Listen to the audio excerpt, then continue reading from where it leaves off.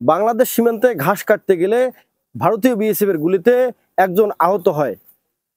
পরবর্তীতে ভারতীয় বিএসএফ তাকে ভারতে নিয়ে যায়। তবে এখন পর্যন্ত নিশ্চিত হওয়া যায়নি সেই ব্যক্তি নিহত হয়েছে কিনা। এমন ঘটনা ঘটেছে লালমনিরহাটের হাতীবান্ধা উপজেলার সিঙ্গিমারি ইউনিয়নের ৮ নং ওয়ার্ডে। আমি এখানে আবার শোধ করি, তারপরে আমি ওখানে আসি, প্রতিদিন না হলে একবার আসি।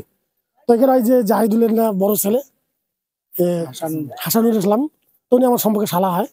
তো উনি কিছুদিন আগে ভাড়াই ছিল, ভাড়ায় কিন্তু কাজ করেছিল না, সেটা ভাড়ায় কাজ করে, তো ভাড়াতে আসছে। আসি মনে হয় বাড়ির গরু আছে, গরু দিয়ে মনে হয় ঘাস টাস কাটি। তো আমি বললাম আমি কই যাস, তার একটু ঘাস কাটি দিলি, একটু ঘাস কাটি। ঘাস কাটার কথা আমি ওখানে ছিল, তার একটু দূরে গেছে, মানে সীমান্তে গেছে। ওখানে যা মনে করেন যে বিএসএফ আছে, বিএসএফ আসে দেখে নেই, দেখেন বিএসএফ আসি মানে গুলি করলো, গুলি করে ছেলে পড়ে গেল, আতঙ্কে পড়ে গেল। পড়ে যাওয়ার পর অনেকক্ষণ কোনো নিখোঁজ। তারপর আবার বিএসএফ আসিয়া মানে মারধর শুরু করলো, রাইফেল দিয়ে এরকম পাদ্দা শুরু করলো।